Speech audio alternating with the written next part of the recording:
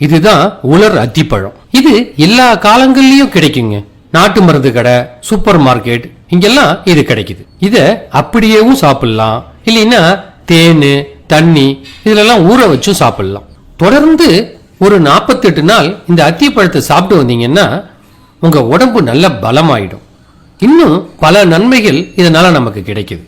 நீங்க சாப்பாடு சாப்பிட்டதுக்கு அப்புறமா ஒரு 4 துண்டு அத்திப்பழத்தை சாப்பிட்டீங்கன்னா நீங்க சாப்பிட்ட சாப்பாடு சீக்கிரமா ஜீரணம் ஆயிடும். உடலுக்கு சுறுசுறுப்பையும் இது கொடுக்கும். மலச்சிக்கல் பிரச்சனையும் இருக்காது. இந்த அத்திப்பழத்துல பாத்தீங்கன்னா நார்ச்சத்து அதிகம், கலோரிகள் ரொம்ப குறைவு. அதனால உடல் எடையை குறைக்கணும் அப்படின்னு நினைக்கிறவங்க கொழுப்பு குறைவா இருக்கிற இந்த அத்திப்பழ துண்டுகள் ஒரு 3 நாள தினமும் எடுத்துக்கலாம். இதுல நார்ச்சத்து அதிகமா இருக்கிறதுனால இது செரிமானத்தை சீராக்குது. செரிமான பிரச்சனையே உங்களுக்கு வராது. அதனால மலச்சிக்கல் பிரச்சனையும் இருக்காது. இது ஒரு சிறந்த மலம் இலக்கி அப்படின்னு சொல்லலாம். உங்களுக்கு மலச்சிக்கல் பிரச்சனை இருந்ததுன்னு வச்சுங்களேன், முதல் நாள் இரவே ஒரு டம்ளர் தண்ணியில 4 அத்திப்பழ துண்டுகளை ஊற வைக்கணும். மறுநாள் காலையில எழுந்த உடனே அந்த பழத்தை சாப்பிட்டுட்டு அந்த ஊற வச்ச தண்ணியையும் குடிக்கணும். ஒரு 10 நாள் இப்படி சாப்பிட்டு வந்தா போதும். மலச்சிக்கல் மட்டும் இல்ல, உள் மூலம், வெளி மூலம், குடல் தள்ளல் இது எல்லாமே குணமாகும். கல்லீரல் வீக்கம் இருக்குன்னு வச்சுங்களேன், அவங்க அத்திப்பழ துண்டுகளை ஒரு வாரம் வினிகர்ல ஊற வைக்கணும்.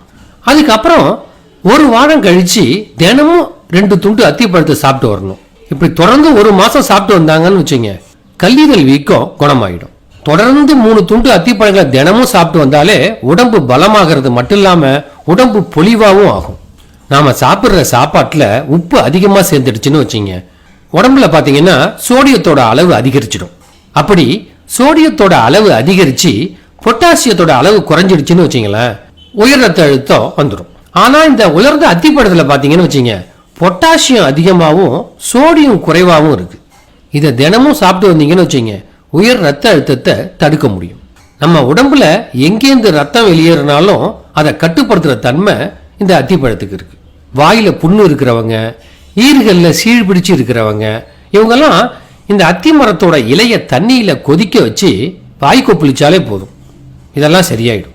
இந்த அத்திப்பழத்துல பாத்தீங்கன்னா மற்ற பழங்களை விட அதிகமான ஆன்டி ஆக்சிடென்ட்ஸ் இருக்கு. அதுவும் வைட்டமின் சி, இ எல்லாம் அதிகமா இருக்கு. இது என்ன செய்யுதுன்னா நம்ம இதயத்துல இருக்கிற ரத்த நாளங்கள்ல அடைப்பு வராம பாத்துக்குது. இதனால இதயத்துல ரத்த ஓட்டம் சீராகுது. ட்ரை கிளிசரைடுகளோட அளவை இது குறைக்கிறதுனால இதய நோய் வர்றதுக்கான வாய்ப்பும் குறையுது.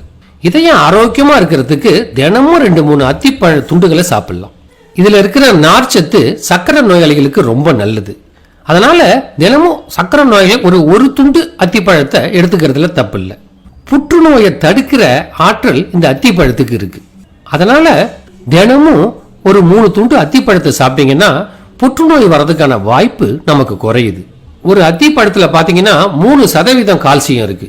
இது நம்ம உடம்புக்கு ஒரு நாளைக்கு தேவையான கால்சியம். அதனால இந்த அத்திப்பழத்தை தொடர்ந்து எடுத்துக்கிறவங்களுக்கு எலும்பு தேய்மானம், மூட்டு வலி இதெல்லாம் வரவே வராது. இந்த காஞ்ச அத்திப்பழத்துல பாத்தீங்கன்னா இரும்பு சத்து அதிகமா இருக்கு. இது ரத்தத்தை அதிகரிக்குது.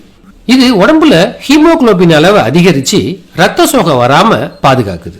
தொண்டையில புண்ணு இருந்ததுன்னு வச்சுங்களேன், காஞ்ச அத்திப்பழத்தை தண்ணியில ஊற வச்சு அந்த நீரை குடிச்சிட்டு பழத்தையும் சாப்பிட்டு வந்தீங்கன்னு வச்சுங்க, தொண்டை புண்ணு எல்லாம் ஆறிடும். இருமல், ஆஸ்துமா இதெல்லாம் கட்டுப்படும். அத்திப்பழத்துல இருக்கிற ஜிங்க், மேங்கனீஸ், மேக்னீசியம் இதெல்லாம் இனப்பெருக்க மண்டலத்தோட ஆரோக்கியத்தை அதிகரிக்குது. அதனால பெண்களுக்கு கருவுறுதலுக்கான வாய்ப்பையும் அதிகரிக்குது. இது பாத்தீங்கன்னா பாலுணர்ச்சியையும் தூண்டக்கூடியது. தொடர்ந்து ஒரு 48 நாள் இந்த அத்திப்பழத்தை சாப்பிட்டு வந்தீங்கன்னு வச்சுங்க, உங்க உடம்பு பல ஆரோக்கியமான மாற்றங்களை சந்திக்கும்.